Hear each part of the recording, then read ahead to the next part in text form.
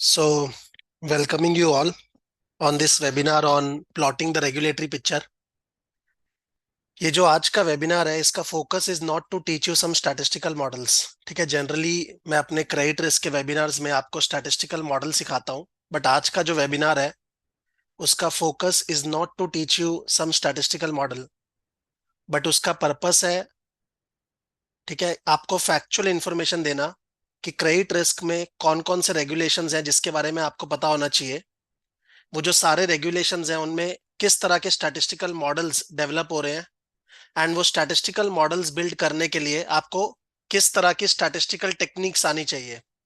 तो मेरा आज का जो वेबिनार है उसमें मैं एक हाई लेवल ओवरव्यू रखूंगा। मतलब ऐसा हो सकता है कि बहुत सारे लोगों को स्टैटिस्टिकल टर्म्स समझ में ना आए या बहुत सारी चीजें समझ में ना आए, but this is a overview webinar जिसमें मैं एक आपको गाइडेंस प्रोवाइड कर रहा हूँ कि क्या क्या रेगुलेशंस के बारे में आपको आना चाहिए, and with in those regulations किस किस तरह के मॉडल्स बनते हैं।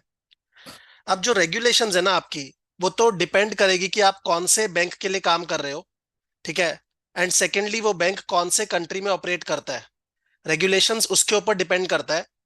बट मैंने एक सिंपल सा समरी यहाँ पे बनाया है just to give you an idea कि कौन कौन से रेगुलेशंस के बारे में आपको पता होना चाहिए। ये इंपॉर्टेंट रेगुलेशंस है, खासकर अगर आप इंडिया में जॉब करने वाले हो तो अगर आप इंडिया में जॉब करोगे तो ये सब रेगुलेशंस के बारे में आपको पता होना चाहिए। पता होना चाहिए मतलब ये नहीं है कि सारे रेगुलेशंस को आप मास्टर कर लोगे, वो किसी के लिए भी पॉसिबल नहीं है।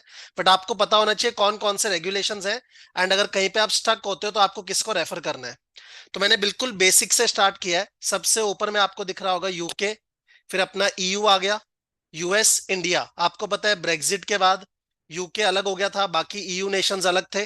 ठीक है, तो यूके मैंने अलग लिखा है, ईयू अलग हो गया, यूएस, इंडिया। सबसे पहले सेंट्रल बैंक की बात करते हैं। तो यूके का सेंट्रल बैंक कौन है? Bank of England. ईयू में सेंट्रल बैंक कौन है? European central bank. यूएस में आपको पता है federal reserve, right, federal revenue system. And India में आरबीआई। तो वो आपको पता है, यूके में बैंक ऑफ इंग्लैंड हो गया, ईयू में यूरोपियन सेंट्रल बैंक, यूएस में फेड और इंडिया में आरबीआई। नेक्स्ट है आपका प्रूडेंशियल रेगुलेशंस। ये प्रूडेंशियल रेगुलेशंस क्या होता है? मतलब कौन सी ऐसी एंटिटी है जो बैंक्स को सुपरवाइज करती है एंड इंश्योर करती है that they are sufficiently capitalised. कोई तो बॉडी होगी ना जो चेक करेगी बैंक्स को कि वो लोग सफिशिएंट कैपिटल होल्ड करके बैठे हैं कि नहीं बैठे। तो यूके में प्रूडेंशियल रेगुलेशंस कौन प्रोवाइड करता है? पीआरए। मतलब पीआरए जो है वो सुपरवाइज करेगा बैंक्स को एंड इंश्योर करेगा that banks are adequately capitalised. ठीक है, ईयू के अंदर हमारा सिंगल सुपरवाइजरी मैकेनिज्म है। एंड आपने ईबीए के बारे में सुना होगा, किसी ने ईबीए के बारे में सुना है? European banking authority. European banking authority का काम क्या है? कॉमन रेगुलेटरी फ्रेमवर्क प्रोवाइड करना अक्रॉस द ईयू नेशंस। जितने भी आपके यूरोपियन यूनियन के नेशंस हैं उसमें एक कॉमन रेगुलेटरी फ्रेमवर्क रहे, वो कौन इंश्योर करता है? EBA, European banking authority, right. US के अंदर हमारी तीन बॉडीज है, वन इज फेड, ठीक है, उसके अलावा आपका OCC, office of controller of currency, उसके अलावा FDIC, federal deposit insurance corporation, right. और इंडिया में सेंट्रल बैंक हमारा आरबीआई है। प्रूडेंशियल रेगुलेशंस भी कौन प्रोवाइड करता है? RBI, right. नेक्स्ट जो तीन पॉइंट्स है वो आपके लिए इंपॉर्टेंट है from a credit risk modelling perspective, right. Capital rules जो है, मतलब कैसे आपको कैपिटल रखना चाहिए एंड कैसे आपको कैपिटल को क्वांटिफाई करना चाहिए, वो कौन प्रोवाइड करता है? ये आप सबके लिए इंपॉर्टेंट है। कैपिटल आप कैसे मेंटेन करोगे एंड कैपिटल क्वांटिफिकेशन रूल्स कौन प्रोवाइड करता है? तो यूके के अंदर वी हैव पीआरए। यूके के अंदर क्या है? पीआरए ही आपको कैपिटल रूल्स प्रोवाइड करता है। ईयू के अंदर वी हैव सीआरडी 4, जहां पे क्वालिटेटिव रूल्स गिवन है, एंड सीआरआर, राइट। सीआरआर के अंदर आपके क्वांटिटेटिव रूल्स गिवन है। तो मैंने नीचे में ये सारे के सारे जो पीआरए है, सीआरडी के रूल्स हैं, ठीक है, फेड के रूल्स हैं, वो सारों का लिंक्स मैंने नीचे में डाला है प्रेजेंटेशन में, उसको आप बाद में देख लेना। मेरा आइडिया आपको एक हाई लेवल ओवरव्यू देने का है। तो कैपिटल रूल्स यूके में कौन प्रोवाइड करता है? पीआरए। ईयू के अंदर we have CRD 4 qualitative rules, and CRR के अंदर आपके क्वांटिटेटिव रूल्स है कि आप कैपिटल को कैसे क्वांटिफाई करोगे। यूएस के अंदर कौन आपको कैपिटल क्वांटिफिकेशन रूल्स प्रोवाइड करता है? Again Fed and OCC. Now यहां पर फेड ने कुछ नया प्रपोजल भी लेके आए हैं वो लोग, ठीक है, उन्होंने कुछ नया प्रपोज किया है कैपिटल को लेके, उसको अभी डिस्कस करते हैं। इंडिया में अगेन कैपिटल के लिए कौन है, आरबीआई है, राइट। नाउ आपको पता है ये जो कैपिटल की गाइडलाइंस है, दीज आर गवर्नड अंडर बाजल फ्रेमवर्क। बाजल के अंदर आपका पिलर 1 होता है, पिलर 1 के अंदर लिखा गया है कि आपको कैसे मिनिमम कैपिटल मेंटेन करना है, आपको कितना मिनिमम कैपिटल रिक्वायर्ड है, राइट एक बैंक को कितना मिनिमम कैपिटल रखना चाहिए, that is given under pillar 1। Now ये जो मिनिमम कैपिटल रिक्वायरमेंट के लिए जो अप्रोचेज है, पहले दो तरह की अप्रोचेज थी, स्टैंडर्डाइज्ड अप्रोच और internal rating based approach. Standardised approach के अंदर क्या था, बेसिकली रेगुलेटर ने या आप बोल लो बाजल ने आपको सिंपल फॉर्मूलाज प्रोवाइड किए गए थे, सिंपल फॉर्मूलाज प्रोवाइड किए थे जिसके बेसिस पे आप लोन्स का रिस्क वेट निकाल सकते थे और रिस्क वेट के बेसिस पे कैपिटल कैलकुलेट कर सकते थे। तो it was as simple as that, right. और इंटरनल रेटिंग बेस्ड अप्रोच में क्या है, आपको ग्रेन्युलर मॉडलिंग करना होता था, या तो अकाउंट लेवल पे या पूल लेवल पे, एंड देन मॉडलिंग करके आप रिस्क को असेस करते थे, रिस्क वेट निकालते थे और उसके बेसिस पे कैपिटल क्वांटिफाई करते थे, राइट। तो आपकी दो तरह की अप्रोचेज है बाजल के अंदर, करते थे नहीं बोलना चाहिए, मुझे करते हैं बोलना चाहिए। दो तरह की अप्रोचेज है, स्टैंडर्डाइज्ड अप्रोच और internal rating based approach. Standardised approach नाम से पता लग रहा है, सिंपल फॉर्मूलाज है, लोन को देखो, लोन के अंदर जो आपका रिस्क है, राइट उस रिस्क को असेस करने के लिए आपको सिंपल फॉर्मूलाज प्रोवाइड किए गए हैं, उससे रिस्क वेट आएगा, रिस्क वेट से कैपिटल निकल जाएगा। इंटरनल रेटिंग बेस्ड अप्रोच में आपको मॉडल्स बनाने थे, आपको बेसिकली एक एक लोन को ग्रेन्युलर लेवल पे असेस करना था, उसके बेसिस पे आप रिस्क वेट निकालते थे एंड रिस्क वेट से आपका कैपिटल आता है, राइट। नाउ फेड ने क्या बोला है, अभी फेड ने एक नया प्रपोजल निकाला है, उन्होंने बोला है यूएस में जितने भी बैंक्स हैं, ठीक है, उनको सिर्फ स्टैंडर्डाइज्ड अप्रोच यूज करना चाहिए, उनको आईआरबी नहीं यूज करना चाहिए। And this is a very bold proposal जो उन्होंने रखा है, राइट। आपको क्या लगता है, जो लोग इसके बारे में जानते हैं, आपको क्या लगता है जो बड़े बैंक्स हैं, क्या वो इस प्रपोजल को एक्सेप्ट करेंगे या रिजेक्ट करेंगे? मुझे कमेंट कीजिए चैट बॉक्स में, व्हाट डू यू थिंक, ये जो प्रपोजल है क्या बैंक्स एक्सेप्ट करने वाले हैं या बैंक्स रिजेक्ट करने वाले हैं, राइट अगर किसी को इसके बारे में पता है तो। Standardised approach, internal rating based approach, right. मेरे हिसाब से बैंक्स जो है इसको रिजेक्ट करने वाले हैं, ठीक है। उसके तीन कारण है। एक कारण है कि पहले तो आपने 20 साल मेहनत करवा के इंफ्रास्ट्रक्चर बिल्ड करवा दिया, ठीक है, आपने इतने मॉडल्स बनवाए, उसके बाद आप बोल रहे हो कि मॉडल्स काम के नहीं है। तो बहुत गुस्सा आने वाला है बैंक्स को कि 20 इयर्स हमने अपना ह्यूमन रिसोर्स लगाया, हमने आईटी के ऊपर स्पेंड किया, एंड उसके बाद यू आर सेइंग कि these models are not giving the correct results, या वो आपको सिमिलर तरह के रिजल्ट्स नहीं दे रहे, स्टैंडर्डाइज्ड रिजल्ट्स नहीं दे रहे, विच इज नॉट एक्सेप्टेबल। मेरे हिसाब से बैंक्स उसको रिजेक्ट करने वाले हैं। तो उनको एक इम्पैक्ट असेसमेंट भेजना है, तो वो लोग भेज रहे होंगे ऑलरेडी, जो लोग बैंक्स में काम कर रहे हैं। Secondly, IRB versus standardised approach में स्टैंडर्डाइज्ड इजी था बट उसमें कैपिटल ज्यादा आता था, एंड आईआरबी के अंदर आपका मॉडलिंग है, कॉम्प्लेक्स है, लेकिन कैपिटल कम आता था, दैट वाज द मोटिवेशन। तो आपका कैपिटल वाज लोअर 20 to 30%, तो that is a huge saving जो उनका कैपिटल में होता था, एंड उससे आप लोन्स वगैरह दे सकते हो, अपने बिजनेस को ग्रो कर सकते हो। तो उस कारण से मेरे ख्याल से अगेन जो बैंक्स हैं वो इस प्रपोजल को रिजेक्ट करने वाले हैं। एंड थर्डली, मुझे लगता है कि जो आईआरबी के अंदर आप मॉडल्स बिल्ड करते हो वो खाली कैपिटल के लिए काम नहीं आते, वो आपके बहुत सारे और पर्पसेस के लिए भी काम आते हैं, जैसे कि लोन प्राइसिंग हो गया या कोई भी इंटरनल आपका बिजनेस डिसीजन हो गया, उसमें वो मॉडल्स बहुत ज्यादा काम आते थे, राइट। तो वो मॉडल्स को खत्म नहीं करेंगे। तो मेरे ख्याल से सब बैंक्स इस प्रपोजल को रिजेक्ट करने वाले हैं। मैं क्यों ऐसा बता रहा हूं, बिकॉज कुछ लोगों का कंसर्न आया कि सर अगर आईआरबी मॉडल्स खत्म हो जाएंगे तो हमने इतना मेहनत किया, हम लोग क्रेडिट रिस्क मॉडलिंग सीख रहे हैं या मेरा 5 साल का एक्सपीरियंस है इसमें, तो क्या मेरा सारा लर्निंग वेस्ट हो जाएगा? मेरे ख्याल से ये जो मॉडल्स है वो रहेंगे, सब बैंक्स जो है इसको रिजेक्ट करने वाले हैं प्रपोजल को। हाँ, अगर ऐसा हुआ भी फिर भी कि बैंक्स ने एक्सेप्ट कर लिया, विच वी डोंट नो, मेरे ख्याल से अक्टूबर तक सबमिट करना है, तब भी वो सिर्फ यूएस के लिए है, और यूएस वैसे भी बाकी देशों से अलग ही चलता है, बाकी कंट्रीज में आपका आईआरबी रहने वाला है, तो you don't have to worry. अगर यूएस में हट भी गया तो बाकी कंट्रीज में आईआरबी मॉडल नहीं हटने वाला। और वैसे भी यूएस का तो पैटर्न रहा है, अभी हम देखेंगे भी कि वो लोग अपना ही रेगुलेशंस फॉलो करते हैं, राइट।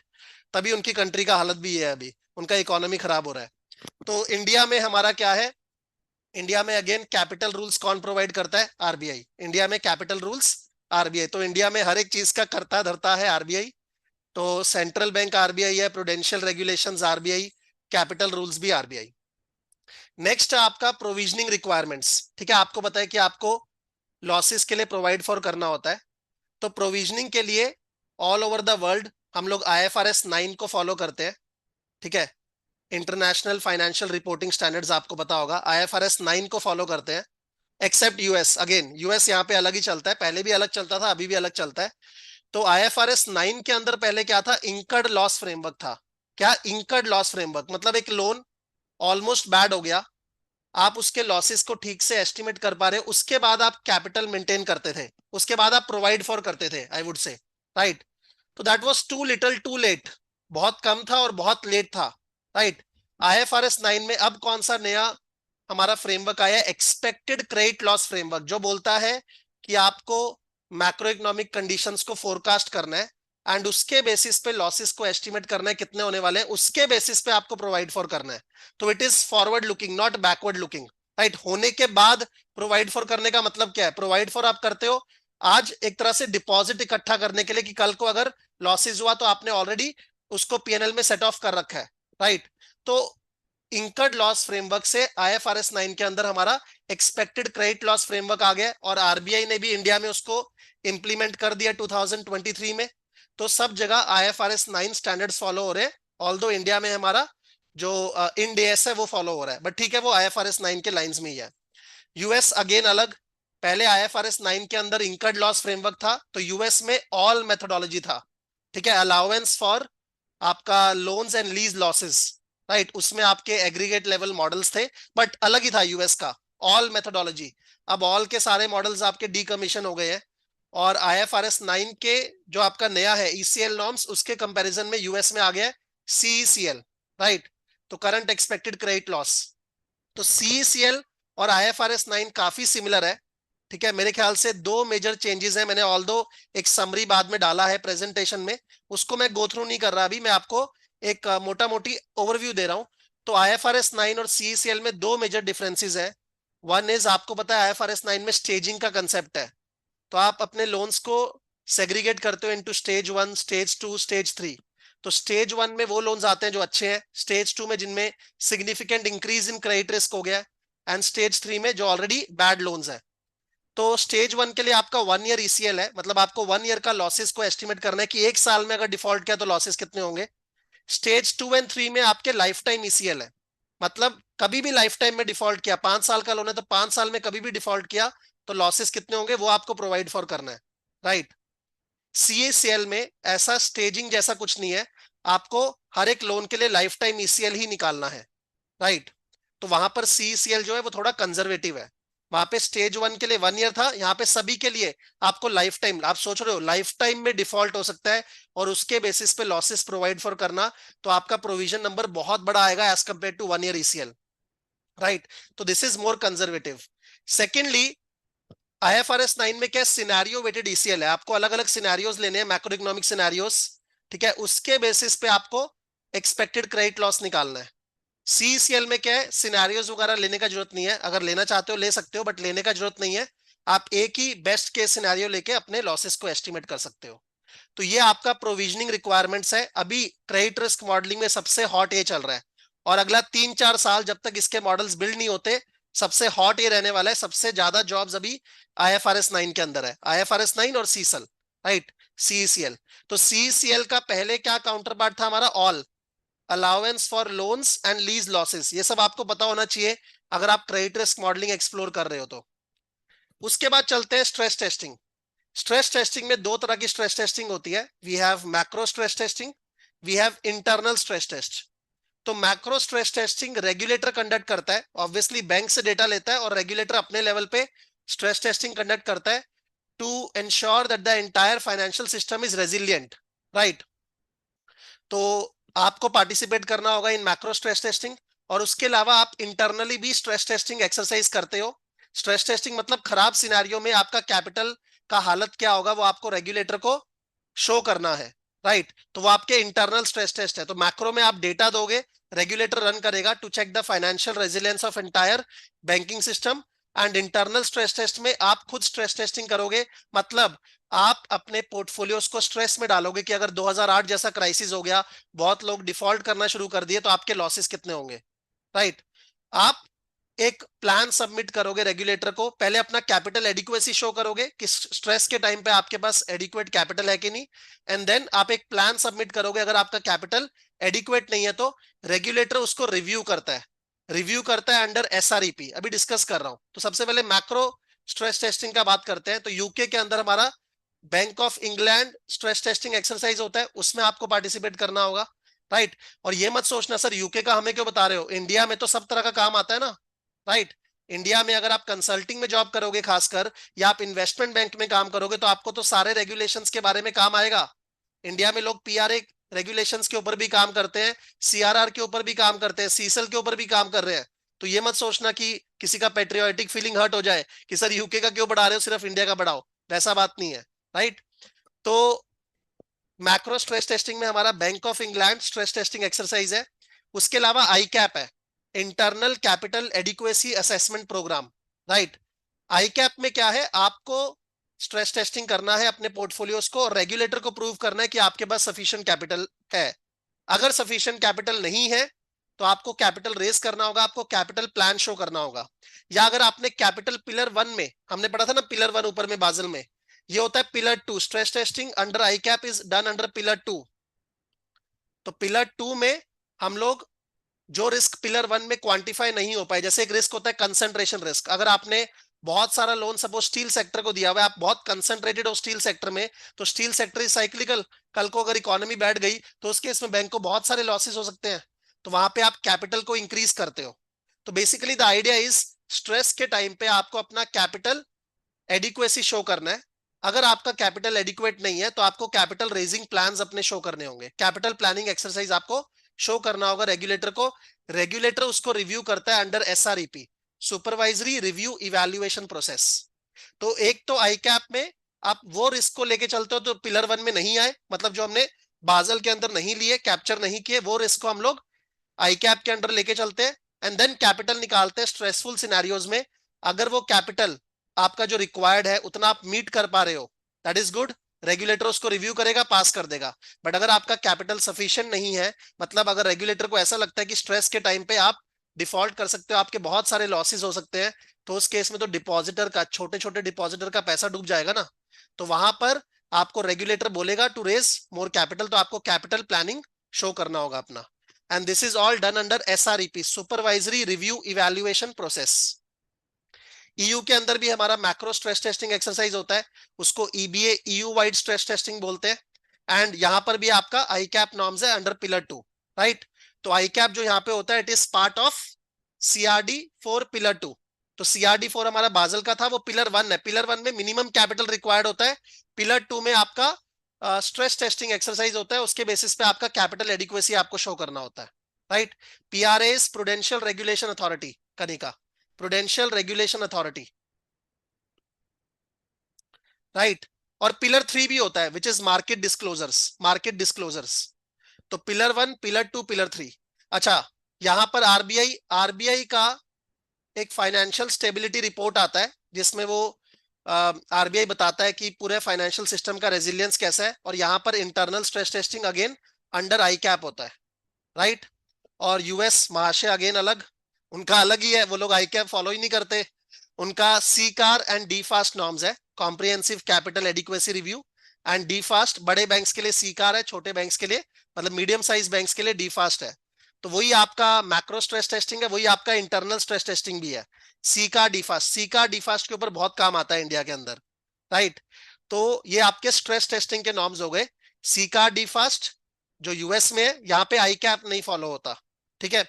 इंडिया में, यूके में, ईयू में, बाकी सब जगह क्या है, आई कैप है अंडर पिलर 2, राइट। आई कैप का मैंने आपको पर्पस बताया, एक तो जो रिस्क आपके पिलर 1 में कैप्चर नहीं हुए, जैसे कंसंट्रेशन रिस्क, उसके लिए आपको एक्स्ट्रा कैपिटल मेंटेन करना है अंडर पिलर 2, एंड सेकेंडली आपको अपना कैपिटल एडिक्वेसी शो करना है अंडर स्ट्रेसफुल सिनेरियोस। अगर आपका कैपिटल एडिक्वेट नहीं है तो आपको कैपिटल प्लानिंग भी शो करना होगा अपना। तो ये तीनों चीजें इसके अंदर आता है। एक आई लैप भी होता है, वो लिक्विडिटी से लिंक्ड होता है, that is not part of credit risk, but ठीक है, आई कैप आई लैप ये सब आता है, राइट। नेक्स्ट है, अब इतने सारे मॉडल्स आएंगे बाजल के अंदर, आईएफआरएस 9 के अंदर, ठीक है, और उसके अलावा स्ट्रेस टेस्टिंग के अंदर, ये सारा क्या है, मॉडलिंग ही है सब कुछ। आपको सबके अंदर में क्या करना है, मॉडल्स बिल्ड करने हैं। अल्टीमेटली एंड टास्क है लॉसेस को एस्टिमेट करना, राइट, जो आपने लोन्स दिए हैं। बिकॉज बैंक का जो क्रेडिट रिस्क आरडब्ल्यू होता है ना, क्रेडिट आरडब्ल्यू है, रिस्क वेटेड एसेट्स, वो हाईएस्ट होते हैं। एक बैंक का मेन काम तो लोन देना है ना। कुछ इन्वेस्टमेंट बैंक ऐसे हैं जिनका जो ट्रेडिंग बुक है वो बहुत बड़ा है, लेकिन मोस्टली बैंक्स का banking book is very big. तो उस केस में आपको मॉडल्स बिल्ड करने हैं टू कैलकुलेट लॉसेस। ये अलग अलग रेगुलेशंस में हम लोग क्या कर रहे हैं, लॉसेस को ही एस्टिमेट कर रहे हैं, उसके लिए मॉडल्स को देखेंगे। तो जहां पे मॉडल्स आएंगे वहां पे मॉडल रिस्क भी आएगा। अगर आपके मॉडल्स गलत हैं, आपके लॉसेस गलत हो जाएंगे। लॉसेस गलत है तो आपकी कैपिटल गलत हो जाएगी, आपके प्रोविजंस गलत हो जाएंगे, ठीक है, सब कुछ गलत हो सकता है। उस केस में मॉडल रिस्क को हैंडल करना बहुत जरूरी है। तो मॉडल रिस्क के लिए यूके ने गाइडलाइंस प्रोवाइड किया है, SS 123। इसका नाम है PRA model risk management principles, right. US का ऑलरेडी पहले से है, जिसको सारी दुनिया पढ़ती है, SR 11-7, supervisory guidance on model risk management. अगर आप इंटरव्यूज में जा रहे हो तो आपको इनके बारे में आइडिया होना चाहिए, राइट। मैंने सोचा था जब मैं ये प्रेजेंटेशन बना रहा था कि मैं एक अलग से वेबिनार लूंगा ऑन ये मॉडल रिस्क मैनेजमेंट प्रिंसिपल्स, तो वो होगा, आपको मैं इन्फॉर्म कर दूंगा।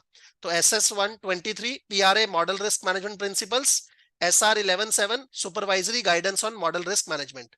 ईयू ने अभी नया गाइडलाइन निकाला है, ठीक है, ईबीए सुपरवाइजरी हैंडबुक, अभी अभी आया है ये, बहुत ही रिसेंट में, मेरे ख्याल से 1-2 दिन पहले ही आया है, राइट। तो केतन का क्वेश्चन आया है कि क्या ये रेगुलेशंस ऑस्ट्रेलियन बैंक्स पे भी अप्लाई होती हैं। सी, सभी कंट्री की ऊपर इस तरह की रेगुलेशंस अप्लाई होती हैं। वो लोग थोड़ा सा चेंज करके इस रेगुलेशंस को फॉलो करते हैं, या एज इट इज भी फॉलो कर सकते हैं। बट इंडिया में जनरली काम इस तरह की रेगुलेशंस का आएगा, ऑस्ट्रेलिया वगैरह का भी आता है, वो आपको देखना पड़ेगा, बट इसी तरह की रेगुलेशंस होंगी। केतन, बाजल हो गया, आईएफआरएस 9 हो गया, सिमिलर होने वाली है, राइट। तो ईयू के अंदर एक नया अभी गाइडलाइन आया है, ये इंपॉर्टेंट है, ईबीए सुपरवाइजरी हैंडबुक। इन्होंने मॉडल वैलिडेशन कैसे करना है उसके ऊपर एक हैंडबुक निकाला है, राइट, रिसेंट में आया मेरे ख्याल से 2-3 दिन पहले। और उसके अलावा मिडल ईस्ट में भी सिमिलर है। मिडल ईस्ट में आपका IFRS 9 हो गया, बाजल नॉर्म्स हो गया, स्ट्रेस टेस्टिंग, आई कैप हो गया, सिमिलर है, राइट। मिडल ईस्ट का भी बहुत काम आ रहता है इंडिया में। इंडिया में अभी तक कोई स्पेसिफिक गाइडलाइंस नहीं है मॉडल रिस्क के ऊपर। मेरे ख्याल से कंसल्टेंट्स ने पहले बहुत नॉइस क्रिएट किया है कि आरबीआई क्यों स्पेसिफिक गाइडलाइंस नहीं लेके आता, बट अभी भी आरबीआई का कोई स्पेसिफिक गाइडलाइन नहीं है कि आपको मॉडल रिस्क कैसे मैनेज करना है, right. But yes, if you are going to interviews तो आपको ये मॉडल रिस्क मैनेजमेंट प्रिंसिपल्स के बारे में पता होना चाहिए, ठीक है। नहीं भी पता हो तो आपको ये तो पता होना चाहिए कि SR 11-7 में क्या है, SS 123 में क्या है, ईबीए सुपरवाइजरी हैंडबुक में क्या लिखा है। तो मैंने सोचा एक पावर पैक्ड वेबिनार में इसके ऊपर भी लूंगा, जस्ट टू समराइज, बिकॉज इतना सारा रेगुलेशंस है ना, सबको पढ़ नहीं सकते, और ये पढ़ने वाली चीजें भी नहीं, सारी मॉडलिंग की चीजें, पढ़ के समझ भी नहीं आएगा जब तक आप उसको एक्सपीरियंस नहीं करोगे। तो मैं थोड़ा अलग फ्लेवर से आपको बताऊंगा, तो उस वेबिनार्स में आप पक्का से ज्वाइन करना। But this is your entire regulatory picture जो आपको याद रखनी है, ठीक है। ऑब्वियसली मिडल ईस्ट में भी आपका बाजल है, आईएफआरएस है, आई कैप है, ऑस्ट्रेलिया में भी ये सब है, सब कंट्रीज में ऐसा ही रहता है। लेकिन मेन मेन आपको पता होना चाहिए जिसको सब लोग देखते हैं। मैंने इंडिया को तो लिखा है, इंडिया की गाइडलाइंस को सब लोग देखते नहीं है ऑल दो, राइट। यूएस को, यूके को, ईयू को सब लोग देखते हैं। मतलब ईबीए ने क्या गाइडलाइन निकाली है, फेड ने क्या निकाली है, यूके ने क्या निकाली है, वो सब लोग उससे सीखते हैं all over the world, right. अपनी कंट्रीज की रेगुलेशंस को तो आपको फॉलो करना ही है, बट जहां पे अपनी कंट्रीज की रेगुलेशंस में कुछ प्लग पॉइंट्स हैं, वहां पे सब लोग ऑल ओवर द वर्ल्ड जो है पीआरए को देखते हैं, ईबीए को देखते हैं, एंड फेड की गाइडलाइंस को देखते हैं, राइट। नीचे में मैंने जो है हर एक के बारे में डाल दिया है। पीआरए के बारे में लिखा है, थोड़ा सा आरबीआई के बारे में लिखा है, ठीक है। उसके बाद यूरोपियन सेंट्रल बैंक के बारे में लिखा है, उसके बाद ईबीए के बारे में लिखा है, सिंगल सुपरवाइजरी मैकेनिज्म ओसीसी के बारे में लिखा है, ठीक है। यूके में बाजल के बारे में लिखा है, ईयू में CRD 4 एंड CRR, उसके बाद यूएस में अभी यहाँ पे जो नया गाइडलाइंस आया वो सारा मैंने लिंक्स डाल दिया यहाँ पर हाइपर लिंक्स की तरह, ठीक है, मैं उसको बोर नहीं करूंगा एक एक लिंक को खोल के, वो आप देख लेना, वो अभी रिक्वायर्ड भी नहीं है इन दिस वेबिनार। तो मैंने लिंक्स डाल दिए, हाइपर लिंक्स है, उस पर क्लिक करोगे आपको ये प्रेजेंटेशन मिलेगा ही, तो आपका ये सारा लिंक्स खुल जाएगा अगर किसी को रेफर करना है तो। इंडिया में आरबीआई ने कहाँ प्रोवाइड किया वो भी मैंने डाल दिया है। उसके अलावा जो आपका सीसल है वर्सेस ऑल, ऑल पहले आपका फ्रेमवर्क था, सीसल आपका रीसेंट फ्रेमवर्क है, राइट, यूएस के अंदर। देन IFRS 9, ईसीएल और सीसल में क्या फर्क है वो आपको पता होना चाहिए। उसके बाद स्ट्रेस टेस्टिंग के लिए bank of England stress testing, EU stress testing, EBS stress test, ठीक है, CRD 4 में पिलर 2, उसके बाद सीकार डी फास्ट, राइट। अच्छा, तो ये हुआ रेगुलेशंस के बारे में बात। मैंने अभी तक किसके बारे में बात किया? रेगुलेशंस के बारे में। किसी को रेगुलेशंस रिगार्डिंग कोई क्वेश्चन तो चैट बॉक्स में पूछो प्लीज। रेगुलेशंस रिगार्डिंग कोई क्वेश्चन चैट बॉक्स में आप पूछ सकते हो। But is the overall picture clear? ठीक है, बहुत सारे लोग जो है ना वो जब जॉब में जाते हैं उनको पीआरए का डॉक्यूमेंट दे देते हैं, तो पढ़ने को आप पढ़ लोगे बट एक मैक्रो पिक्चर जब तक क्लियर नहीं होता ना, मेरे को तो हमेशा ऐसा लगता है, बिकॉज आज भी मैं एक स्टूडेंट की तरह पढ़ता हूँ, ठीक है, पढ़ाने के लिए भी, तो मेरे को तो ऐसा लगता है जब तक एक मैक्रो पिक्चर नहीं मिलता चीजों का, तो हमेशा एक फीलिंग आता है, मतलब लैक ऑफ कंप्लीटनेस का। CRD, please explain. CRD 4 में क्वालिटेटिव रूल्स गिवन है कि आपको कैपिटल कैसे मेंटेन करना है, और सीआरआर में कैपिटल रिजर्व रिक्वायरमेंट, उसमें आपके क्वांटिटेटिव रूल्स है कि आपको कैपिटल कैसे क्वांटिफाई करना है। CRD 4 एंड CRR, उसका लिंक गिवन है वैभव, वहां जाके आप देख सकते हो एक बारी। नाउ ये जो सारे रेगुलेशंस है मैंने बोला, उसमें अल्टीमेटली आपका टास्क है आपको मॉडल्स बिल्ड करने हैं। मॉडल्स आप दो तरह के बिल्ड कर सकते हो, या तो डायरेक्टली लॉसेस को एस्टिमेट करो, या लॉसेस के कंपोनेंट्स को मॉडल करो। या तो डायरेक्टली लॉसेस को मॉडल करो, या लॉसेस के कंपोनेंट्स को मॉडल करो।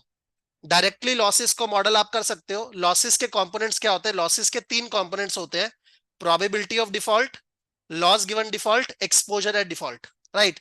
ये बेसिक टर्म्स का मैं एक्सपेक्ट कर रहा हूं वेबिनार में कि आपको आइडिया होगा। प्रोबेबिलिटी ऑफ डिफॉल्ट, क्या चांस है डिफॉल्ट होने का? अगर डिफॉल्ट होगा तो सारा का सारा पैसा नहीं डूबता, कुछ पैसा रिकवर हो जाता है, तो रिकवरी के बाद जो आपका लॉस होगा that is called loss given default. And जब डिफॉल्ट होगा तो कितना अमाउंट आउटस्टैंडिंग होगा उसको बोलते हैं exposure at default, right. So PD, LGD, EAD. तो तृप्ति का एक क्वेश्चन आया है, यूएस बैंक्स इन इंडिया और anywhere follow guidelines of US. Yes, US banks in India जो है उनको यूएस का गाइडलाइंस फॉलो करना पड़ता है तृप्ति, राइट। तो मैं क्या बोल रहा हूं कि डायरेक्टली या तो लॉसेस को मॉडल कर सकते हो आप, या आप लॉसेस के कंपोनेंट्स को मॉडल कर सकते हो, which is probability of default, loss given default, exposure at default. मोटा मोटी ऊपर में हमने तीन तरह के रेगुलेशंस का बात किया, एक तो कैपिटल रेगुलेशंस, प्रोविजनिंग रिक्वायरमेंट्स और स्ट्रेस टेस्टिंग नॉर्म्स। तो उसमें अगर मुझे कंपोनेंट्स को मॉडल करना है तो सिंपल वे में मैं ये बोल सकता हूं कि बाजल के अंदर आप लॉन्ग रन पीडी निकालते हो ऑन एन एवरेज, उसको थ्रू द साइकिल बोलते हैं। ऑन एन एवरेज एक लंबे टाइम पीरियड में आपका प्रोबेबिलिटी ऑफ डिफॉल्ट क्या होगा, आपका लॉस गिवन डिफॉल्ट क्या होगा, आपका एक्सपोजर एट डिफॉल्ट क्या होगा। IFRS 9 में आप पॉइंट इन टाइम पीडी निकालते हो, मतलब जो फ्यूचर में मैक्रो इकोनॉमिक सिनेरियोज होंगे उसके हिसाब से, उस मैक्रो इकोनॉमिक सिनेरियोज के हिसाब से आपके पीडी कैसे होंगे, प्रोबेबिलिटीज ऑफ डिफॉल्ट कैसे होंगे। अगर मैक्रो इकोनॉमिक सिनेरियो खराब है तो प्रोबेबिलिटीज ऑफ डिफॉल्ट हायर आने चाहिए, अगर मैक्रो इकोनॉमिक सिनेरियो का फोरकास्ट अच्छा है तो प्रोबेबिलिटी ऑफ डिफॉल्ट लोअर आने चाहिए, राइट। जैसे आजकल सब लोग बोल रहे हैं कि 2024 एंड तक रिसेशन आने वाला है, राइट।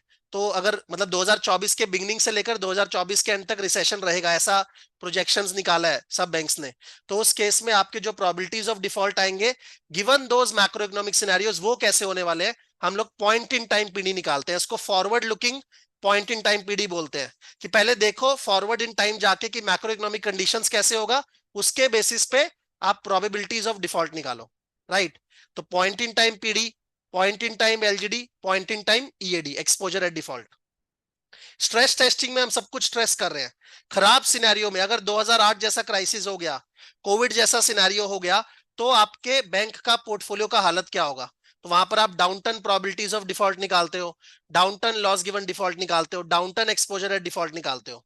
तो ये मोटा मोटी आइडिया है, ठीक है। इसमें ऑब्वियसली ग्रेनुलर लेवल पे बहुत डिटेल्स है जो हम क्रेडिट रिस्क मॉडलिंग के कोर्स में करते हैं, बट मैं आपको एक आइडिया दे रहा हूं कि बाजल में आप सब कुछ ऑन एन एवरेज निकालते हो, लॉन्ग रन एवरेज बोलते हैं उसको, long run average PD, long run average LGD, long run average EAD, right.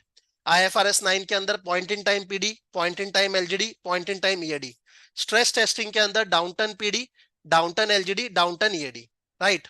Now इसके लिए ये सारे जो मैंने यहाँ पे कंपोनेंट्स लिखे अलग अलग, इसके लिए बहुत सारे मॉडल्स हैं, ठीक है। इसके लिए बहुत सारे स्टैटिस्टिकल मॉडल्स हैं जो आपको आने चाहिए, तभी आप वो रेगुलेशंस को फॉलो कर पाओगे। रेगुलेशंस मतलब यहाँ पे आपको लॉयर नहीं बनना, रेगुलेशंस मतलब आपको मॉडलिंग स्टैटिस्टिकल मॉडल्स बिल्ड करने आने चाहिए, कंप्लाइंग विद दोज रेगुलेशंस। तो स्टैटिस्टिकल मॉडल्स तो बात का बात है, सबसे पहले आपको सिंपल रिग्रेशन आना चाहिए, जिसको हम लोग जनरल लीनियर मॉडल्स बोलते हैं, जीएलएम, जनरल लीनियर मॉडल्स। मतलब आपको रिग्रेशन आना चाहिए, ठीक है। किसी को अगर रिग्रेशन नहीं आता तो सबसे पहले आपको रिग्रेशन सीखना चाहिए। रिग्रेशन में हम लोग क्या बोलते हैं, y is regressed with x, right. तो हमारे पास एक y होता है टारगेट वेरिएबल, उसको हम लोग एक्सप्लेन करते हैं with some explanatory variables. For example, suppose मैं आज वेबिनार से पहले प्रिडिक्ट करना चाहता हूं कितने लोग मेरे वेबिनार को अटेंड करेंगे, तो मैं उसको प्रिडिक्ट कर सकता हूं बेस्ड ऑन मैंने कितना प्रमोशंस किया है, मैंने कितनी बारी ग्रुप्स में एक मैसेज सेंड किया है, ठीक है, मैंने कितने लोगों को ईमेल्स किया है। तो ये सारे क्या है, एक्सप्लेनेटरी वेरिएबल्स, कितना ईमेल्स किया, कितने मैसेजेस किए, कितना वीडियोस मैंने बनाया है, ठीक है, प्रमोशनल। उसके बेसिस पे मैं एक्सप्लेन कर सकता हूं कि मेरे कितने स्टूडेंट्स जो है वो आज का वेबिनार अटेंड करेंगे, राइट। तो एक टारगेट वेरिएबल होता है और कुछ आपके एक्सप्लेनेटरी वेरिएबल्स होते हैं। आप टारगेट वेरिएबल को एक्सप्लेन करते हो विद दीज एक्सप्लेनेटरी वेरिएबल्स। तो सबसे बेसिक रिक्वायरमेंट तो आपको रिग्रेशन अच्छे से आना चाहिए, उसको हम लोग जनरल लीनियर मॉडल्स भी बोलते हैं, राइट। ठीक है, आगे चलते हैं। नाउ सर कौन कौन से स्टैटिस्टिकल मॉडल्स हैं। देखो, अगर आपको लॉसेस को एस्टिमेट करना है डायरेक्टली, या आपको पीडी को एस्टिमेट करना है, प्रोबेबिलिटीज ऑफ डिफॉल्ट को, तो ये सारे मॉडल्स के बारे में आपको पता होना चाहिए। This is a comprehensive checklist you can say, जो आपको टिक करनी है इंटरव्यू में जाने से पहले। अगर आप क्रेडिट रिस्क मॉडलिंग वगैरह के इंटरव्यू को टारगेट कर रहे हो या रिस्क मॉडलिंग के इंटरव्यूज को टारगेट कर रहे हो, तो ये आपका चेकलिस्ट है। ये सारे मॉडल्स के बारे में ऑब्वियसली मैं आपको एक वेबिनार में नहीं बता सकता, ये आपका 100 घंटे का कंटेंट है, बट मैं आपको एक आइडिया दे रहा हूं 10-15 मिनट्स में कि ये मॉडल्स में क्या है। तो यहाँ पे आपको दिख रहा होगा scoring models, calibration models, migration analysis, roll rate analysis, survival और hazard models, competing risk models, Pluto Tasche model, age period cohort, general linear mixture models, single risk factor, simulation models, charge off models, ये सब आपको आने चाहिए। Scoring models में क्या होता है, स्कोरिंग मॉडल्स में बेसिकली आप डिफॉल्ट इवेंट को एक्सप्लेन करते हो with some explanatory variables. For example, borrower का इनकम क्या है, राइट, उसका एम्प्लॉयमेंट कितने सालों से है, तो उसके बेसिस पे, मतलब बोरोवर कैरेक्टरिस्टिक्स और लोन कैरेक्टरिस्टिक्स के बेसिस पे आप क्या करते हो, एक मॉडल बिल्ड करते हो। आप डिफॉल्ट इवेंट को इन कैरेक्टरिस्टिक्स से एक्सप्लेन करते हो, मतलब डिफॉल्ट होगा या नहीं होगा उनको इस एक्सप्लेनेटरी वेरिएबल से एक्सप्लेन करते हो। एंड देन आपके पास अल्टीमेटली मॉडल में क्या आता है, प्रोबेबिलिटीज ऑफ डिफॉल्ट आता है, जिसको आप स्कोर्स में भी कन्वर्ट कर सकते हो। तो जिसका प्रोबेबिलिटी ऑफ डिफॉल्ट हायर है उसका क्रेडिट स्कोर क्या आएगा, लोअर आएगा। जिसका प्रोबेबिलिटी ऑफ डिफॉल्ट लोअर है उसका क्रेडिट स्कोर क्या आएगा, हायर आएगा, राइट। तो यहाँ पे रिग्रेशन यूज करते हैं, लॉजिस्टिक रिग्रेशन यूज करते हैं। Logistic regression that is also part of GLM family, right. But कर क्या रहे हैं हम लोग, डिफॉल्ट इवेंट को एक्सप्लेन कर रहे हैं विद सम एक्सप्लेनेटरी वेरिएबल्स, उसके बेसिस पे प्रोबेबिलिटी ऑफ डिफॉल्ट आ रहा है, उससे हमारे क्रेडिट स्कोर्स निकलते हैं। अल्टीमेटली हमें क्या चाहिए, हमें पीडी चाहिए ना, तो हम लोग स्कोरिंग मॉडल्स को यूज करके पीडी निकाल रहे हैं। यहाँ पे आपके application score cards, behavioural score cards, ये सब आता है।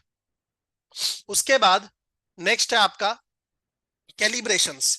बेसिकली कैलिब्रेशन मॉडल्स क्या होते हैं, आपको बेसिकली क्या मिलेगा, हर एक पूल में प्रोबेबिलिटीज ऑफ डिफॉल्ट मिल जाएगा थ्रू स्कोरिंग मॉडल्स। हर एक पूल में बोल लो या उसको रेटिंग ग्रेड बोलते हैं, आपको प्रोबेबिलिटीज ऑफ डिफॉल्ट मिल जाएगा from scoring models, average probability of default, ठीक है, in each rating grade. Then उन पीडीज को आप ऊपर की तरफ शिफ्ट कर सकते हो या नीचे की तरफ शिफ्ट कर सकते हो, राइट। वो शिफ्टिंग को बोलते हैं calibrating the PD curve. Calibrating the PD curve, जैसे यहाँ पे आपको दिख रहा होगा, आपको अलग अलग रेटिंग ग्रेड्स के अगेंस्ट, रेटिंग ग्रेड्स मतलब क्या, आप ऐसा सोचो, क्रेडिट स्कोर्स जो है वही आपके रेटिंग ग्रेड्स है। तो हर एक क्रेडिट स्कोर के अगेंस्ट, क्रेडिट स्कोर बैंड के अगेंस्ट आपको प्रोबेबिलिटी ऑफ डिफॉल्ट मिल गया है। उस प्रोबेबिलिटी ऑफ डिफॉल्ट कर्व को ऊपर की तरफ शॉक कर रहे हैं या नीचे की तरफ शिफ्ट कर रहे हैं, that is called calibrating the PD curve. तो कैलिब्रेशन मॉडल्स आपको आने चाहिए। सिंपल मॉडल्स हैं येट बहुत इफेक्टिव मॉडल्स रहते हैं। तो अगर आप इंटरव्यूज में जाओगे आपको कैलिब्रेशंस के बारे में पता होना चाहिए, राइट। आगे है आपका migration and roll rate analysis. आपने सुना होगा डेलिंक्वेंसी के बारे में। डेलिंक्वेंसी क्या होता है? सपोज आज आपका ईएमआई ड्यू है, आपने ईएमआई पे कर दिया, तो you are called 0 days past due. 0 days past due मतलब एक भी दिन नहीं बीता कि आपका पेमेंट ओवर ड्यू हो गया। उसके बाद हमारा होता है 1 to 29 days पास ड्यू, मतलब 1 से 29 दिन हो गए कि आपने पेमेंट नहीं किया। फिर होता है 30 to 59 days पास ड्यू। फिर होता है 60 to 89 days past due, right, मतलब 89 days हो गए कि आपने पेमेंट नहीं किया अपने ईएमआई का। उसके बाद 90 to 119 days past due, right. जो 90 to 119 days पास ड्यू होता है ना, इसको डिफॉल्ट बोलते हैं। मतलब अगर एक account 90 to 119 days past due वाली बकेट में आ गया, राइट, 90 डीपीडी टच कर गया, 90 days पास ड्यू हो गया, उसने 90 days से पेमेंट नहीं किया ईएमआई का, तो उस लोन को हम लोग बैड कंसिडर कर लेते हैं, उसको डिफॉल्टर मान लेते हैं। तो माइग्रेशन एनालिसिस में नाम से पता लग रहा है हम लोग ट्रांजिशन प्रोबेबिलिटीज निकालते हैं of transitioning from one delinquency bucket to another delinquency bucket. तो हम लोग किस में इंटरेस्टेड होंगे? क्या प्रोबेबिलिटी है कि 0 डीपीडी वाला 90 डीपीडी में जाएगा, मतलब आज जो अच्छा लोन है वो बाद में जाके बैड हो जाएगा। क्या प्रोबेबिलिटी है 30 डीपीडी वाला 90 डीपीडी में जाएगा? क्या प्रोबेबिलिटी है 60 डीपीडी वाला 90 डीपीडी में जाएगा? ये सब मैं मॉडल करना चाहता हूं। तो वो हम कैसे करते हैं? By using migration analysis. उसमें आपके state transition models, transition matrix models, ये सब आते हैं। रिटेल लोन्स के लिए, होलसेल लोन्स के लिए, दोनों के लिए काफी इफेक्टिव है ये technique, which is migration analysis, right. Similar to this is roll rate analysis, या जिसको फ्लो रेट एनालिसिस भी बोलते हैं। द ओनली डिफरेंस इज यहां पर हम लोग बैलेंसेस देखते हैं कैसे फ्लो कर रहे हैं, मतलब आपके बैलेंसेस कैसे फ्लो कर रहे हैं from lower delinquency bucket to higher delinquency bucket. मतलब कितने बैलेंसेस थे आपके सपोज 0 डीपीडी में, उसमें से कितने बैलेंस आपके 1 to 29 डीपीडी में चले गए, कितने बैलेंस आपके 30 डीपीडी में चले गए, उसमें से कितने बैलेंस आपके 60 डीपीडी में चले गए, उसमें से कितने बैलेंस आपके 90 डीपीडी में चले गए। अल्टीमेटली आप किस में इंटरेस्टेड हो? कितना बैलेंस आपका फ्लो कर रहा है पानी की तरह इनटू 90 डीपीडी, बिकॉज वही तो आपका लॉस रेट है ना। जो बैलेंस आपका 90 डीपीडी में जा रहा है, मैं बोल रहा हूँ 90 DPD is the definition of default generally, तो कितना बैलेंस 90 डीपीडी में जा रहा है वही आपको मॉडल करना है। उसी के बेसिस पे आपके लॉस रेट्स आते हैं, राइट। उसके बाद है आपका सर्वाइवल एनालिसिस। सर्वाइवल एनालिसिस ये जो है ये एक्चुअरीज से मॉडल बोरो किया हुआ है। एक्चुअरीज में हम लोग प्रोबेबिलिटी ऑफ डेथ निकालते हैं, यहां हम प्रोबेबिलिटी ऑफ डिफॉल्ट निकालते हैं। वहां पर हम प्रोबेबिलिटी ऑफ सर्वाइवल बोलते हैं कि डेथ नहीं होगा, यहां पर भी उसको प्रोबेबिलिटी ऑफ सर्वाइवल बोलते हैं कि डिफॉल्ट नहीं होगा। तो हम लोग क्या करते हैं, डिफॉल्ट रेट के बेसिस पे एक सर्वाइवल कर्व बिल्ड करते हैं, राइट। एंड उससे आपका प्रोबेबिलिटी ऑफ सर्वाइवल आएगा कि 1 साल के अंदर डिफॉल्ट नहीं होगा, उसका क्या चांसेस है, 2 साल तक डिफॉल्ट नहीं होगा, क्या चांसेस है, 3 साल तक डिफॉल्ट नहीं होगा, क्या चांसेस है। किसके बेसिस पे? डिफॉल्ट रेट के बेसिस पे, ठीक है। एक्चुअलीज में क्या होता है, डेथ रेट के बेसिस पे हम लोग क्या करते हैं, सर्वाइवल कर्व बिल्ड करते हैं, राइट। एंड अगर एक बार ये आपके पास सर्वाइवल कर्व आ गया तो आप किसी भी 2 पीरियड्स के बीच में प्रोबेबिलिटी ऑफ डिफॉल्ट निकाल सकते हो। डिफिकल्ट टेक्निक है, बहुत कम लोग इसको जानते हैं, बट अगर आपको आती है तो काफी लोग इसको सीसल में यूज कर रहे हैं। आपको सर्वाइवल एनालिसिस के बारे में पता होना चाहिए, राइट। उसके बाद है competing risk models. Competing risk क्या होता है? आज एक बोरोवर नॉन डिफॉल्टिंग है, कल को या तो वो डिफॉल्ट करके पूल से बाहर जा सकता है। मतलब अगर आज कोई नॉन डिफॉल्टिंग है, कल वो पूल से बाहर कैसे होगा? पूल मतलब आपका जो लोन बुक है उससे बाहर कैसे होगा? या तो डिफॉल्ट करके बाहर होगा, या प्री पेमेंट, उसने सारा पैसा प्रीपे कर दिया तब वो बाहर होगा। तो prepayment and default are competing events, दोनों कंपीटिंग इवेंट्स है। अगर कोई लोन प्रीपे करेगा तो वो डिफॉल्ट नहीं करेगा, अगर कोई डिफॉल्ट करेगा तो वो प्रीपे नहीं करेगा। तो दीज आर कंपीटिंग इवेंट्स। तो यहाँ पे कंपीटिंग रिस्क मॉडल्स यूज होते हैं। उसमें एक बहुत फेमस अप्रोच है जो इंडस्ट्री में यूज होता है, that is called fine and grey approach. वो आपको पता होना चाहिए, राइट। नेक्स्ट है प्लूटो टाशे मॉडल। अगर आपके बैंक में आपके पोर्टफोलियोज बहुत अच्छे हैं, हिस्टोरिकली डिफॉल्ट हुए ही नहीं है, तो आप मॉडल कैसे बिल्ड करोगे? बिकॉज मॉडल तो आपके हिस्टोरिकल डेटा के ऊपर बिल्ड होते हैं, राइट। तो वहां पर आप क्या करते हो, आप कंजर्वेटिज्म के बेसिस पे प्रोबेबिलिटीज ऑफ डिफॉल्ट निकालते हो। मतलब आपको हिस्टोरिकली देख के प्रोबेबिलिटी ऑफ डिफॉल्ट 0 नहीं बोलना, क्योंकि अगर पास्ट में डिफॉल्ट नहीं हुआ, फ्यूचर में तब भी हो सकता है। तो आपको कंजर्वेटिव होकर डिफॉल्ट्स को एस्टिमेट करना होता है। उसमें आपका टेक्निक होता है प्लूटो टाशे मॉडल, राइट। मैं जो ये बोल के निकल रहा हूँ 2-2 मिनट में, इसके ऊपर 3-3 घंटे का 2-2 घंटे का क्लास है सब एक टॉपिक के ऊपर। तो ऑब्वियसली वो मैं पूरा टॉपिक यहाँ पे डिस्कस नहीं कर सकता। मैं तो आपको पूरा रोड मैप दे रहा हूँ कि अगर आपको क्रेडिट रिस्क मॉडलिंग सीखना है तो आपको क्या क्या आना चाहिए, राइट। नेक्स्ट आपका एज पीरियड कोहर्ट मॉडल्स, काफी स्ट्रॉन्ग मॉडल्स हैं।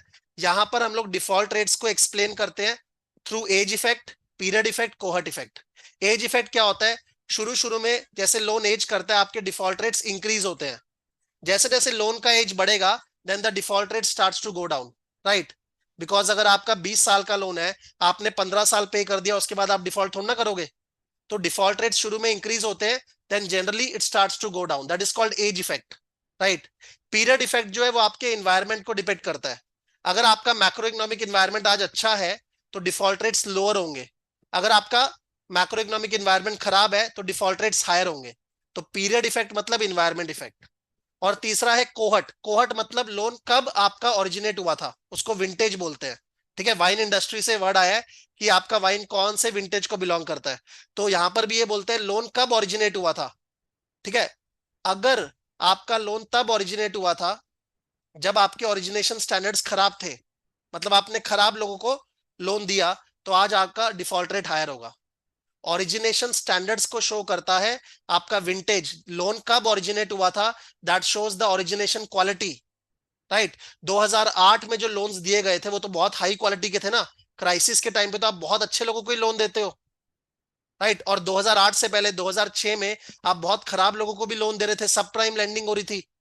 तो जो लोन्स 2008 में दिए गए वहां पे डिफॉल्ट रेट्स लोअर होगा, जो लोन्स 2006 में दिए गए वहां डिफॉल्ट रेट्स हायर होंगे।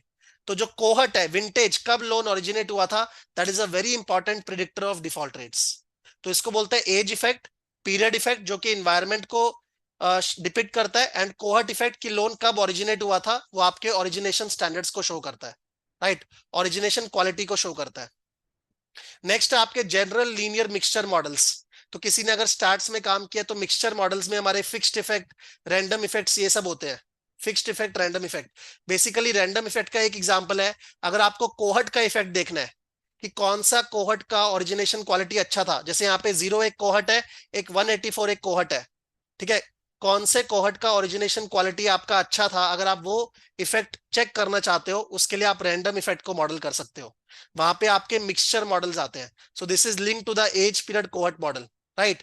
आपका कौन सा विंटेज अच्छे क्वालिटी का था, कौन से लोन्स में ओरिजिनेशन स्टैंडर्ड्स अच्छे थे, वो आप रैंडम इफेक्ट के थ्रू चेक कर सकते हो। तो fixed effect and random effects वो आपके मिक्सचर मॉडल्स होते हैं। नेक्स्ट है सबसे इंपॉर्टेंट, अगर आपको क्रेडिट रिस्क में काम करना है, वो है सिंगल रिस्क फैक्टर फ्रेमवर्क। ठीक है, इसमें एक मॉडल आता है जिसको वेसिसेक मॉडल भी बोलते हैं। हमने ऊपर में क्या बोला, मेरे को बाजल में एवरेज पीडी चाहिए, मेरे को आईएफआरएस में पॉइंट इन टाइम पीडी चाहिए, मेरे को स्ट्रेस टेस्टिंग में डाउनटर्न पीडी चाहिए। तो मैं एवरेज पीडी को डाउनटर्न पीडी में या पॉइंट इन टाइम पीडी में कन्वर्ट कर सकता हूं बाय यूजिंग दिस फॉर्मूला। ठीक है, ये क्रेडिट रिस्क का करता धरता है, ये आपको डेफिनेटली आना चाहिए। इसमें हम लोग क्या बोलते हैं कि आप पॉइंट इन टाइम पीडी निकाल सकते हो और वर्स्ट केस पीडी निकाल सकते हो बाय यूजिंग 3 पैरामीटर्स। आपका जो एवरेज पीडी है, आपका कोरिलेशन विद इकोनॉमी, बिकॉज हम लोग क्या बोलते हैं हर एक लोन एक दूसरे से लिंक्ड है because of some systematic factor, common systematic factor. मतलब अगर इकोनॉमी खराब होगी तो सब लोन साथ में डिफॉल्ट करेंगे। एंड तीसरा होता है आपका standardised value of the macro economic factor. Macro economy कैसे रहने वाली है, आपका पोर्टफोलियो का कोरिलेशन कैसा है इकोनॉमी के साथ, एंड आपका ऑन एन एवरेज पीडी क्या होता है, उसके बेसिस पे आप पॉइंट इन टाइम पीडी और वर्स्ट केस पीडी निकाल सकते हो, राइट। सिर्फ इस टॉपिक के ऊपर मेरे ख्याल से 5 या 6 घंटे का क्लास है मेरा, एएसआरएफ फ्रेमवर्क के ऊपर, क्योंकि बहुत इंपॉर्टेंट है आपको अगर क्रेडिट रिस्क में काम करना है तो। नेक्स्ट, मूडीज ने भी कुछ मॉडल्स निकाले हुए हैं। तो मूडीज का एक मॉडल है charge of model, right. Charge of क्या होता है समझो, आज एक लोन नॉन डिफॉल्टेड है, कुछ टाइम के बाद वो डिफॉल्ट करेगा। अगर वो डिफॉल्ट करेगा तो वहां पे उसका कलेक्शन स्टार्ट हो जाएगा, मतलब उस लोन से हम लोग पैसा कलेक्ट करने की कोशिश करेंगे। कलेक्शंस जब तक हो सकता है ट्राई करेंगे, राइट। उसके बाद उस लोन को चार्ज ऑफ कर देंगे, बुक में राइट ऑफ कर देंगे। राइट ऑफ के बाद भी रिकवरीज तो हम लोग उससे कोशिश करते रहते हैं रिकवर करने की, कि कुछ ना कुछ पैसा मिलता रहे। जो पैसा मिल जाएगा उसके बाद अल्टीमेटली एक नेट चार्ज ऑफ निकलता है। तो वी हैव नॉन डिफॉल्ट, उसके बाद डिफॉल्ट हुआ, डिफॉल्ट के बाद ग्रॉस चार्ज ऑफ हुआ, राइट ऑफ करना, ग्रॉस चार्ज ऑफ के बाद भी कुछ रिकवरीज होंगी, वो रिकवरीज के बाद जो अल्टीमेटली आपका लॉस होगा उसको बोलते हैं नेट चार्ज ऑफ, राइट। तो मूडीज ने कुछ नेट चार्ज ऑफ मॉडल निकाले हुए हैं, ठीक है, वो आपको आने चाहिए, क्योंकि जो मूडीज के मॉडल हैं they are used industry wide, तो आपको उनके बारे में पता होना चाहिए, राइट। एक है सिमुलेशन टेक्निक, तो मूडीज का एक नया मॉडल आया ईडीएफ मॉडल, ठीक है, उसमें मॉन्टी कार्लो सिमुलेशन यूज होता है। बेसिकली इसका आइडिया क्या है कि जो लोन है ना उसके डिफॉल्ट करने के दो रीजन हो सकते हैं। अगर मैं सपोज रियल एस्टेट लोन्स की बात करूं, या तो आपका नेट ऑपरेटिंग इनकम बहुत लो है, मतलब रेंटल इनकम नहीं आ रहा प्रॉपर्टी से, या आपके प्रॉपर्टी का वैल्यू ड्रॉप कर रहा है। अगर आपके प्रॉपर्टी का वैल्यू ड्रॉप करेगा या आपका रेंटल इनकम कम हो गया है प्रॉपर्टी से, then there are high chances you will willingfully default, right. उसको डबल डिफॉल्ट ट्रिगर बोलते हैं कि प्रॉपर्टी वैल्यू अगर गिर गई या नेट ऑपरेटिंग इनकम आपका गिर गया, रेंटल इनकम गिर गया, तो डिफॉल्ट करने के चांसेस आपके हाई है। तो सिमुलेशन में हम लोग क्या करते हैं, सबसे पहले हम लोग प्रॉपर्टी वैल्यू को सिमुलेट करते हैं कि प्रॉपर्टी की वैल्यू क्या होने वाली है। उसके लिए हम लोग कोई इंडेक्स यूज करेंगे, जैसे एक हाउसिंग प्राइस इंडेक्स होता है, उसको यूज करके हम लोग प्रॉपर्टी वैल्यूज को सिमुलेट करेंगे। उसके अलावा नेट ऑपरेटिंग इनकम को सिमुलेट करेंगे in that particular area, and वो जो आपका प्रॉपर्टी वैल्यूज आएगा और नेट ऑपरेटिंग इनकम आएगा उसके बेसिस पे प्रोबेबिलिटी ऑफ डिफॉल्ट निकालेंगे। तो अगर आपका नेट ऑपरेटिंग इनकम नीचे जा रहा है, प्रॉपर्टी का वैल्यू नीचे जा रहा है, तो उस केस में डिफॉल्ट के चांसेस बढ़ जाएंगे, राइट। तो ये आपका simulations which is Moody's EDF model, right. मेरे ख्याल से मैंने सारे मॉडल जिसमें कवर कर दिया जो इंडस्ट्री में सबसे ज्यादा वाइडली यूज हो रहे हैं, तो ये सारे मॉडल्स आपको आने चाहिए। ऑब्वियसली वो मॉडल्स के पीछे आपको मेहनत करना पड़ेगा, आपका एटलीस्ट मेरे ख्याल से 100 घंटे मिनिमम लगेगा वो सारे मॉडल्स को सीखने में, उसको प्रैक्टिस करने में। आगे चलते हैं, हमने बोला पीडी एलजीडी ईएडी। अगर मैं एलजीडी की बात करूं तो एलजीडी में हमारा सबसे फेमस मॉडल है component models, right. Component models में कंपोनेंट क्या क्या हो सकते हैं, मतलब हम लोग एलजीडी मॉडल करते हैं डिफॉल्टेड लोन्स पे, डिफॉल्ट होने के बाद ही रिकवरी का बात आएगा ना। तो कंपोनेंट्स क्या क्या हो सकते हैं वो डिपेंड करेगा आपके लोन सिक्योर्ड है या अनसिक्योर्ड। अनसिक्योर्ड लोन्स में हम लोग क्या बोलते हैं, डिफॉल्ट के बाद अकाउंट या तो क्योर हो सकता है या चार्ज ऑफ हो जाएगा। क्योर मतलब वो अकाउंट पैसा दे देगा पूरा, राइट। चार्ज ऑफ मतलब वो पैसा नहीं देगा, जो रिकवरीज हो सकता है वो करने की कोशिश करेंगे। तो कंपोनेंट मॉडल्स में आप प्रोबेबिलिटी ऑफ क्योर निकालते हो, आप प्रोबेबिलिटी ऑफ चार्ज ऑफ निकालते हो, लॉस गिवन क्योर निकालते हो, लॉस गिवन चार्ज ऑफ निकालते हो। सिक्योर्ड लोन्स के केस में आपके कंपोनेंट क्या होंगे, डिफॉल्ट के बाद क्या क्या हो सकता है, या तो अकाउंट क्योर करेगा या लिटिगेशन में जाएगा, राइट। लिटिगेशन में गया तो आपका रिकवरीज जो है वो डिपेंड करेगा आपके कोलैटरल की वैल्यू पे, आप कोलैटरल किस दाम पे बेच पा रहे हो। कोलैटरल जो बेचोगे उसी से आपके पास रिकवरीज आएंगी। सिक्योर्ड लोन्स में तो कोलैटरल होता है ना एज सिक्योरिटी। तो कंपोनेंट मॉडल्स में यहां पर आप प्रोबेबिलिटी ऑफ क्योर निकालोगे, प्रोबेबिलिटी ऑफ लिटिगेशन निकालोगे, लॉस गिवन क्योर निकालोगे, लॉस गिवन लिटिगेशन निकालोगे, राइट। एंड ये फ्रेमवर्क इतना सुंदर है कि इसके अंदर जो आपको प्रोबेबिलिटीज निकालनी है या लॉस निकालना है, आप कोई भी टेक्निक यूज कर सकते हो, whether it is GLM, again regression, GLM मतलब रिग्रेशन, सर्वाइवल एनालिसिस, ठीक है, आप वो भी यूज कर सकते हो, जीएलएम भी यूज कर सकते हो, आप चेन लेडर मेथड भी यूज कर सकते हो, ये भी आपको आना चाहिए। चेन लेडर मेथड का मतलब क्या होता है, अगर आपकी रिकवरीज इनकम्प्लीट है तो इनकम्प्लीट रिकवरीज को देख के आप एक मॉडल नहीं बिल्ड कर सकते, आप लॉसेस को एस्टिमेट नहीं कर सकते, आपको पहले रिकवरीज को एक्स्ट्रापोलेट करना होगा, हिस्टोरिकली रिकवरीज को कंप्लीट करना होगा कि इतना रिकवरी होता, अगर होता तो उसके बेसिस पे आप लॉस गिवन डिफॉल्ट को एस्टिमेट करते हो। तो ये भी आपको आना चाहिए chain ladder method, right. And then आपको पॉइंट इन टाइम एलजीडी चाहिए होता है आईएफआरएस 9 के अंदर, उसके लिए एक फेमस टेक्निक है जैकब फ्राई।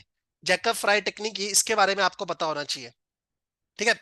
ईएडी का जो मॉडलिंग है अगेन वो डिपेंड करेगा आपकी फैसिलिटीज कैसी है, सर्टेन एक्सपोजर फैसिलिटीज है या अनसर्टेन एक्सपोजर फैसिलिटीज है। सर्टेन एक्सपोजर फैसिलिटीज मतलब आपको सर्टेनिटी के साथ पता है कि आपका मैक्सिमम लॉस कितना हो सकता है। फॉर एग्जांपल मॉर्गेज लोन, जो आपका आज अमाउंट आउटस्टैंडिंग है, मैक्सिमम लॉस तो उतना ही हो सकता है ना। बट यस, मॉर्गेजेस वगैरह में भी आपको मॉडलिंग करनी होती है। किसकी मॉडलिंग आप करोगे, प्री पेमेंट की। अगर कोई लोन प्रीपे हो गया तब तो आपका कोई एक्सपोजर खड़ा ही नहीं होगा, राइट। तो उस केस में प्री पेमेंट को आप मॉडल करते हो। अगेन प्री पेमेंट को मॉडल करने के लिए आप जीएलएम मतलब रिग्रेशन कर सकते हो, या आप कंपीटिंग रिस्क मॉडल्स यूज कर सकते हो। ऊपर में बात किया था ना, नॉन डिफॉल्ट अगर आज कोई अकाउंट है तो बाद में या तो वो डिफॉल्ट कर सकता है या वो प्रीपे कर सकता है, दोनों में से कुछ भी हो सकता है। आज एक अकाउंट अगर नॉन डिफॉल्टेड है तो बाद में या तो वो डिफॉल्ट कर सकता है या प्रीपे कर सकता है, कंपीटिंग रिस्क। तो कंपीटिंग रिस्क मॉडल्स को आप यूज कर सकते हो for certain exposure facilities like mortgages, term loans. उसके अलावा आपके अनसर्टेन एक्सपोजर फैसिलिटीज भी होते हैं, जैसे क्रेडिट कार्ड, आपका लिमिट है 100 का, ठीक है, आज तक बोरोवर ने यूज किया 20, तो वो 80 को यूज कर सकता है ना डिफॉल्ट के पहले, तो वो 80 में से कितना यूज करेगा उसको बोलते हैं क्रेडिट कन्वर्जन फैक्टर, कितना क्रेडिट आपका कन्वर्ट होगा, वो 80 में से और कितना यूटिलाइज करेगा उसको आप मॉडल करते हो, that is called credit conversion factor. तो अगेन क्रेडिट कन्वर्जन फैक्टर को आप मॉडल कर सकते हो थ्रू जीएलएम। हाँ, जीएलएम के लिए आपको डेटा डिजाइन करना पड़ता है, तो उसके अंदर आपका fixed horizon approach, variable horizon approach, cohort approach, ये सब अप्रोच आते हैं डेटा को डिजाइन करने में, राइट। तो पीडी, एलजीडी, ईएडी, आप देख रहे हैं कितने सारे मॉडल्स हैं, ये सारे मॉडल्स आपको सीखने पड़ेंगे अगर आपको क्रेडिट रिस्क मॉडलिंग में जाना है। हैविंग सेड दिस, आपको डर लग रहा होगा कि सर इतने मॉडल्स तो नहीं सीख सकते, बट प्लीज अंडरस्टैंड ये मॉडल्स तो किसी को भी नहीं आते, राइट। तो उसी कारण से इतना ज्यादा डिमांड सप्लाई गैप है इंडस्ट्री में, और इतना ज्यादा हाई पे पैकेज है क्रेडिट रिस्क के अंदर, because of this demand supply gap only, because ये टेक्निकल नॉलेज ही मिसिंग है, किसी को पता ही नहीं है सारे मॉडल्स बिल्ड कैसे होते हैं, राइट। जो पर्सन बैंक में 15 साल भी काम कर चुका है ना क्रेडिट रिस्क में, उसको भी ये सारे मॉडल्स के बारे में नहीं पता होगा, बिकॉज जनरली बैंक में आप एक पर्टिकुलर मॉडल पे ही काम करते रहते हो बहुत सालों तक। तो आपको अगर एक ओवरऑल रिस्क प्रोफेशनल बनना है, ठीक है, ऑब्वियसली आपको अच्छी जॉब चाहिए, अच्छा प्रोफाइल चाहिए, अच्छी सैलरी चाहिए, और उसके अलावा आपको एक फीलिंग ऑफ कंप्लीटनेस चाहिए कि हाँ जो मैं काम कर रहा हूं उसको मैं अच्छे से सीखा हुआ हूं, तो आपको ये सारे मॉडल्स सीखने चाहिए, राइट।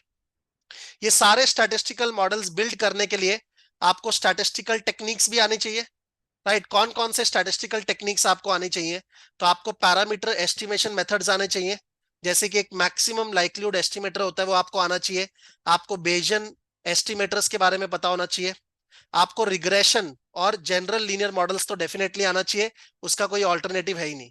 उसमें आपका लीनियर रिग्रेशन आ गया, आपका लॉजिस्टिक रिग्रेशन आ गया, ये सब रिग्रेशन मॉडल्स आपको आने चाहिए, राइट। रिग्रेशन में क्या होता है, आप वाई को रिग्रेस कर रहे हो एक्स के साथ।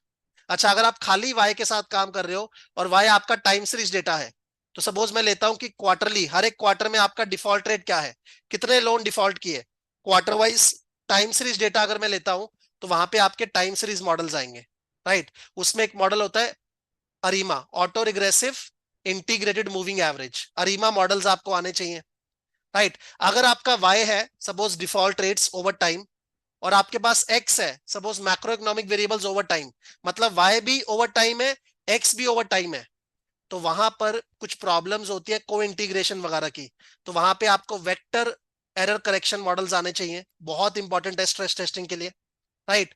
और स्ट्रेस टेस्टिंग के अंदर आईएफआरएस 9 के अंदर आपको मैक्रो इकोनॉमिक वेरिएबल्स को फोरकास्ट करना पड़ता है, तो मैक्रो इकोनॉमिक वेरिएबल्स को फोरकास्ट करने के लिए you need to learn vector auto regression models, VAR, vector auto regression models, right. उसके बाद है सिमुलेशंस, आपको मॉन्टी कार्लो सिमुलेशन आना चाहिए, कॉपिला आना चाहिए, चोलॉस्की डीकंपोजिशन आना चाहिए, राइट। देन है classification and regression trees. Basically banks में जो हम मॉडल बनाते हैं, पूरे पोर्टफोलियो के लिए एक सिंगल मॉडल नहीं बनाते, हम लोग पोर्टफोलियो को अलग अलग सेगमेंट्स में डिवाइड करते हैं, एंड अलग अलग सेगमेंट के लिए अलग अलग मॉडल्स बिल्ड करते हैं। तो वो सेगमेंटेशन के लिए आपके ये क्लासिफिकेशन एंड रिग्रेशन ट्रीज बहुत ज्यादा यूज होते हैं, ठीक है। उसमें काइड एल्गोरिदम है, काट मतलब क्लासिफिकेशन एंड रिग्रेशन ट्रीज। उसके अलावा मशीन लर्निंग, क्रेडिट रिस्क के अंदर मशीन लर्निंग यूज होना शुरू हो गया है, एंड इनफैक्ट अभी ईबीए का कल ही एक पेपर आया है, डिस्कशन पेपर ऑन एमएल, तो वहां पर ईबीए ने मशीन लर्निंग मॉडल्स को अलाउ कर दिया है विद सम कैविएट्स, तो बहुत सारे कैविएट्स हैं, उसका कभी अलग एक वेबिनार करेंगे, बट मशीन लर्निंग मॉडल्स भी यूज होने शुरू हो गए हैं, तो आपको मशीन लर्निंग के बारे में पता होना चाहिए, support vector machine, linear discriminant analysis, artificial neural network, principal component analysis, K nearest neighbour, K means clustering and so on. तो ये सारे स्टैटिस्टिकल टेक्निक्स आपको आने चाहिए if you want to become an overall credit risk professional, right. तो मैंने आपको सारा रेगुलेशंस के बारे में बताया जिसके बारे में आपको आइडिया होना चाहिए, मैंने आपको स्टैटिस्टिकल मॉडल्स के बारे में बताया, ऑब्वियसली मैं आपको 100 घंटे का कंटेंट 1 घंटे में नहीं दे सकता, राइट। उसके अलावा मैंने आपको स्टैटिस्टिकल टेक्निक्स के बारे में बताया। मेरा आइडिया इज नॉट टू, मतलब आपको डराने का मेरा आइडिया नहीं है कि यार इतने सारे मॉडल्स हैं, लेकिन अगर किसी को एक सच्चे सेंस में एक मॉडलर बनना है तो आपको ये सारी चीजें मास्टर करनी पड़ेंगी, तभी आप क्रेडिट रिस्क मॉडलिंग में जॉब कर सकते हो। डेफिनेटली उसके रिवॉर्ड्स आपको मिलेंगे। एंड कितना टाइम चाहिए ये सारी चीजें सीखने के लिए, तो आपको अराउंड मान के चलना चाहिए कि 150 से 200 आवर्स आपको अपनी लाइफ के स्पेंड करने पड़ेंगे to learn all this things, right. अगर आप सीखना चाहते हो तो हमारा भी इसके ऊपर एक कोर्स है which is boot camp in credit risk. ठीक है, आप लोग उसके बारे में डिटेल्स देख सकते हो। सारा कंटेंट जो मैंने यहाँ पे डिस्कस किया सब कुछ इस कोर्स में कवर्ड है। कुछ भी क्रेडिट रिस्क मॉडलिंग का इस कोर्स में मैंने छोड़ा नहीं है। एक तरह से हम लोग एक विकिपीडिया कोर्स कंस्ट्रक्ट करना चाह रहे हैं जिसमें सब कुछ रहे क्रेडिट रिस्क का। मे बी आप उसको जॉब में यूज करेंगे, मे बी नहीं करेंगे, बट आपको फंडामेंटल पर्सपेक्टिव से क्रेडिट रिस्क के सारे मॉडल्स पता होना चाहिए। That is the idea over here, right. Next is, तो ये कोर्स के बारे में आप देख लेना, यहाँ पे डिटेल्स ही मैंने डाला है। 150 आवर्स का है कोर्स का। जो डिलीवरी है it is hybrid, self paced plus live sessions mix रहता है। ठीक है, 100% लाइव पॉसिबल नहीं है इतना बड़ा कोर्स, तो सेल्फ पेस्ड प्लस लाइव दोनों मिक्स रहेगा। कोर्स में हम लोग ये सारे मॉडल्स को सीखते हैं एक्सेल के अंदर एंड पाइथन के अंदर। तो पाइथन अभी बहुत एग्रेसिवली मैंने यूज करना शुरू नहीं किया है, बट हम लोग सितंबर से पाइथन को भी बहुत एग्रेसिवली यूज करने वाले हैं, राइट। तो बाकी जो डिटेल्स है वो आप देख सकते हो, फीस वगैरह क्या है, और आपको ईएमआईज में पे करना है आप पे कर सकते हो। ठीक है, कॉन्टैक्ट डिटेल्स, अगर आप एसएससीआई की तरफ से या यूलन की तरफ से वेबिनार अटेंड कर रहे हो तो आपको इस नंबर पे कॉन्टैक्ट करना है, विच इज यूलन का नंबर 9674006544। तो मिस्टर पीयूष है वो आपको गाइड कर देंगे। अगर आप पीक्स टू टेल्स की तरफ से ये कोर्स अटेंड कर रहे हो या ये कोर्स के बारे में जानना चाहते हो, तो उस केस में you can talk to me on this number और you can talk to Alisha on this number. तो ये सारे नंबर्स हैं, ये प्रेजेंटेशन में आप सबके साथ शेयर करूंगा ही। तो अब मैं आपके क्वेश्चंस लूंगा बिकॉज मैं वेबिनार को बड़ा नहीं रखना चाहता। ठीक है, तो आपके क्वेश्चंस लेता हूं मैं individually. Let me stop the recording now and let me take individual questions from all of you.